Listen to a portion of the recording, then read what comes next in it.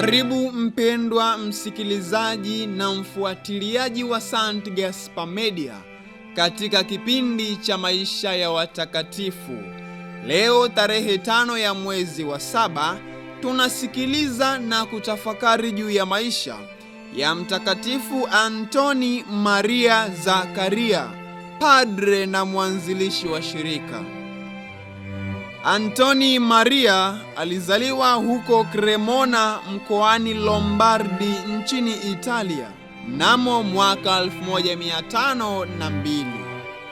Baada ya baba yake kufariki dunia, Antoni akiwa na umri wa miaka 18, mama yake alimfundisha mwanaye wa pekee Antoni fadhila ya mapendo kivitendo kwa kumhimiza agawe vyote alivyokuwa navyo.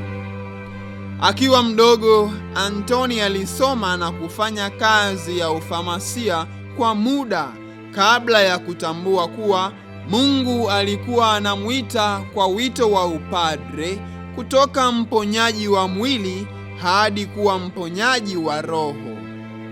Alipewa daraja ya upadre akiwa na umri wa miaka 26 na alifariki dunia akiwa na umri wa miaka 37 huko Cremona nchini Italia tarehe 5 ya mwezi wa 7 mwaka 1539.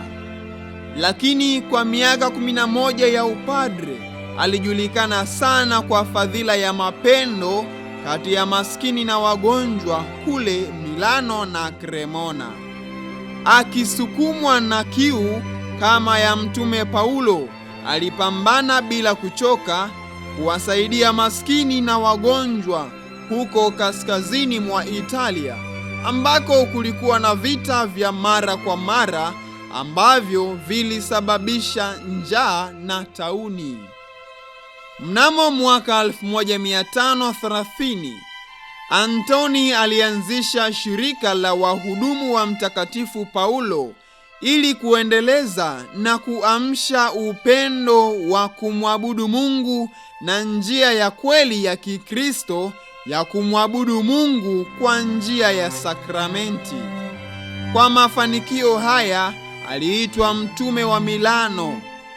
Alizoea kutembea katika mitaa ya jiji la Milano akihubiri juu ya mateso na kifo cha Bwana Yesu, umuhimu wa kutubu na kufanya toba kwa ajili ya dhambi zetu.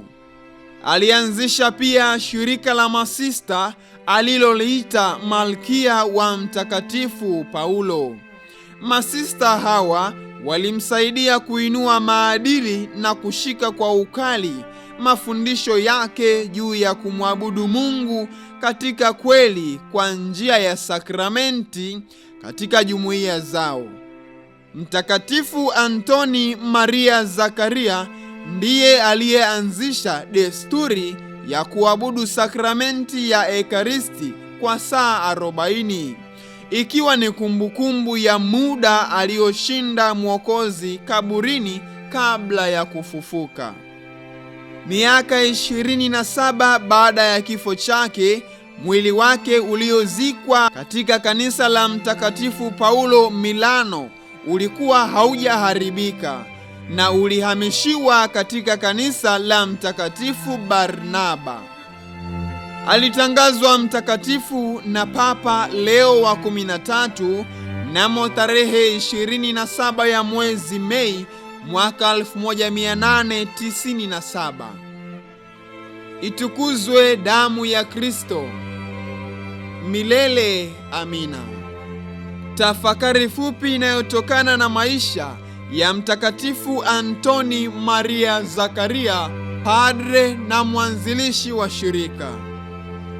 Tunapaswa kuwapenda na kuwaonea huruma wale wanaodhulumu, bila kuwachukia au kuwadhalau, kwa kuwa dhamiri zao zitawauma wenyewe na kututendea mema na kutupamba kwa taji la utukufu wa milele wanapochokoza hasira ya Mungu dhidi yao.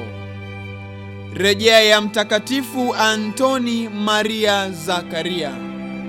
Watakatifu wengine tarehe 5 ya mwezi wa 7: watakatifu Siprila, Lucia na Roa, wafiadini wa Libya, Mtakatifu Sisoes mtawa, na Mtakatifu Arponius wa Misri.